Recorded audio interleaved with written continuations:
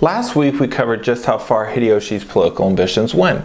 As the road to war gets even closer, we see the preparations made by both sides. I'm Stefan, and this is Japan at War.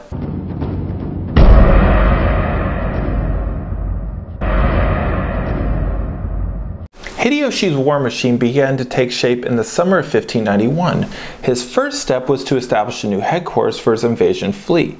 He wanted to be as close as possible to the action, so he chose the settlement of Nagoya, and work began on an enormous castle in November of that year.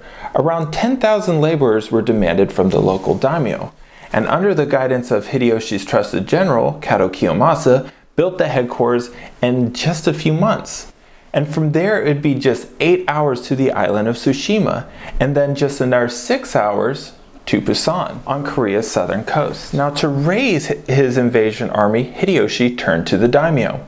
Each would be required to supply a predetermined number of troops in proportion to the size of his domain.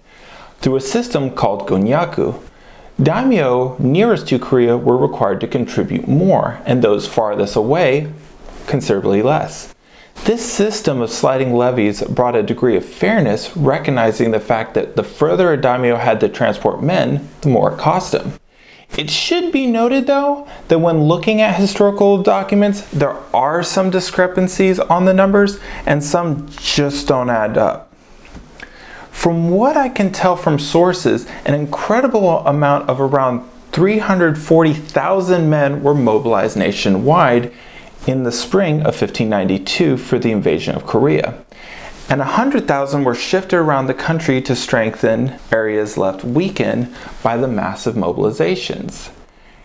And of the roughly 240,000 men sent to Nagoya Castle, and around 160,000 were marked to actually cross over to Korea, it'd be impossible for Hideyoshi to send the entire force at once. If he did, they would just simply starve. Instead, he grouped the various daimyo-led units into 9 separate contingents, varying in size from around 10,000 up to 30,000 men. And the commander of each of these units was then provided with a map of Korea depicting its 8 provinces and the 3 routes north. The commanders that would spearhead the invasion was Kunishi Yukunaga as the first contingent, Kato Kiyomasa as the second, and Kuruda Nagamasa as the third. They would sail first from Nagoya to Tsushima, reassemble there, and then push on to Busan. Once they had established a beachhead into the country, their mission was to drive north to Seoul as fast as they could. Contingents 4 through 7 would then fall to reinforce the advanced armies for the continued push to the Chinese border. Contingents 8 and 9 would, in the meantime, remain in reserve on Tsushima and the close island of Iki. Now, most of the men in these armies would actually be the ashigaru, or foot soldiers, and not samurai, and horses were actually rare and were only for commanders and their top men. Traditional cavalry didn't really exist as much for Japanese forces. The strategy of the time was to have the matchlock men to fire into enemy ranks, and if things worked out and the enemy panicked, then the sword and spearmen would finish them off. Korean sources of the time, though, would have you believe that every Japanese soldier had a firelock, and this wasn't the case. Of the 160,000 men sent to Korea, only about 23,000 to 2,800 had firearms, but that was actually still a big advantage over the Koreans. And despite these crushing numerical advantages, there was a major flaw in his plan: his navy. Naval power hadn't played much of a role in Japan's reunification, and as a result, the naval developments in that country lagged behind Korea. Ships used during the Sengoku period mainly transported troops, and on the rare occasions that they did go into battle, they acted more as floating platforms, which extended the battles off land. So basically, naval warfare had been conducted just like war on land. The goal was to kill enemy soldiers and not necessarily sink actual ships. To transport his invasion force across to Korea, he ordered his daimyo to create 2 large ships for every 100,000 koku of annual tax revenue. And these large ships would have been joined by 700 vessels of various sizes. The crew would be made of people from fishing villages who were provided to provide 10 men for every 100 households. The 700 ships weren't warships. They were simply there to transport soldiers to Tsushima and then to Busan. And their hulls were very light. And it didn't lend the men on board much protection. They also didn't have many cannons, if any at all, to actually fight back. To provide this armada some means of protection, Hideyoshi ordered Kuki Yoshitaka, a man who had commanded Nobunaga's naval forces in 1578, to oversee the construction of these several hundred warships. There were 3 types built: the Atakebune, Sekibune, and the Kohaya. Hideyoshi also attempted to strengthen his naval force with European ships. And this thought had to have been in his head from at least as early as May 1586, when he expressed a desire to the Jesuit Gaspar Correio to order 2 Portuguese men-of-wars for his conquest of China. He told the missionary that not only would he pay handsomely for the ships, but that he would also have churches built all across China, and then have the populations converted to Christianity. Father Correio agreed, but thought the man was just daydreaming despite Hideyoshi's constant requests. So nothing came of it. Well, this was Hideyoshi's navy. It probably came in at around 1,000 vessels, but they were mostly lightly built and not for modern naval combat. They were also commanded by daimyo with little to no experience. And whether any of this concerned Hideyoshi is unknown.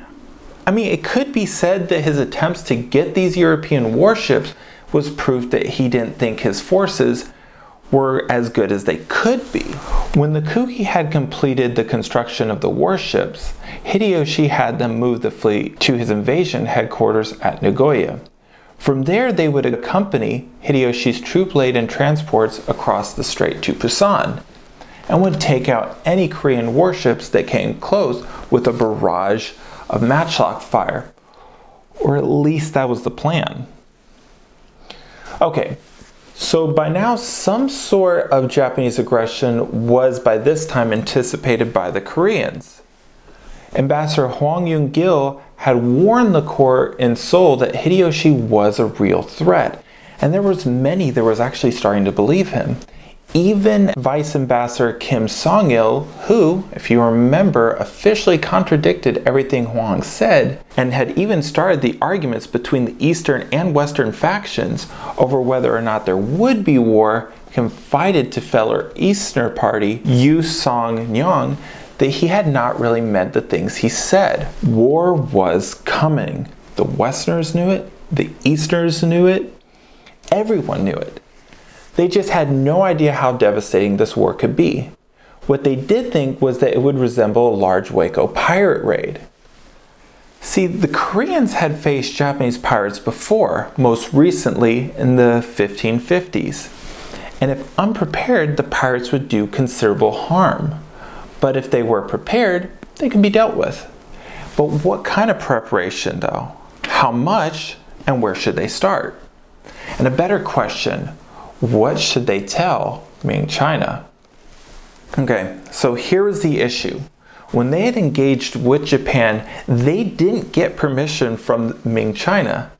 And after learning of Hideyoshi's intentions, they were actually worried that the Ming would think that they had actually thought about joining Hideyoshi, or that they had even simply overstepped their authority. Either way, it wasn't going to look good for the Koreans. Not everyone thought this though. Minister of the Left, Yu Song, argued that as a loyal vassal of China, Korea was duty-bound to inform them of developments. He also warned that others may inform the emperor, then the Chinese may actually believe that they had indeed joined Hideyoshi. And he wasn't wrong. By early 1591, news of this had already reached Beijing from elsewhere, first by envoys dispatched by King Shoni of the Ryukyu Islands, then from messages sent by 2 Chinese men residing in Japan. And Beijing had decided to wait for corroborative reports from Seoul, but months passed with no words, which led some to question the loyalty of Little China, and even began to suspect that they were actually in league with Japan. Only Prime Minister Zhu Gao, a former ambassador to the Chosun court, stood up for Korea, saying, "Korea has remained loyal to serving the great. It cannot be in agreement with the rebellious spirit of the Japanese. Just wait a while." Beijing waited, and the Koreans continued to talk. In the meantime, Inspector General Yoon Tu-soo privately wrote a report of his own and gave it to Kim Ung-nam, the ambassador of a tribute mission then about to depart for Beijing, with orders to deliver it as soon as he arrived. A breach of protocol that would get Yoon exiled in the countryside. And this document was framed that Japan's situation was only rumored and that there was no mention of the envoy sent to Japan. Tensions eased, but China would still have some suspicions. While all this was happening, attention was then turned to the nation's defenses. They weren't good. Something had to be done to shake up the military, and Minister of the Left Yu Song would be one of the leaders pushing for defensive measures. Among these measures was the appointment of new governors to the sovereign provinces of Gyeongsang-do, Cholla-do, and Chungcheong-do, with orders to prepare for war. Now this meant restocking local arsenals and tightening up conscription. There was also a program set up to build fortifications in 10 key southern towns: Yongshan, Shangdo, Samga, Daegu, Songju, Pusan, Tongneh, Hsinchu, Andong, and Sanju. Now this was kind of a wasted effort, as it was based on the assumption that the Japanese were strong at sea and weak on land, which you and I know was just not the case. They also dug several trenches, but they were very shallow and were not worth the labor that actually went into it. So these were the preparations made. Now it's curious how either side thought this would be enough, but we'll see who just made the bigger mistake in future episodes. See you next time.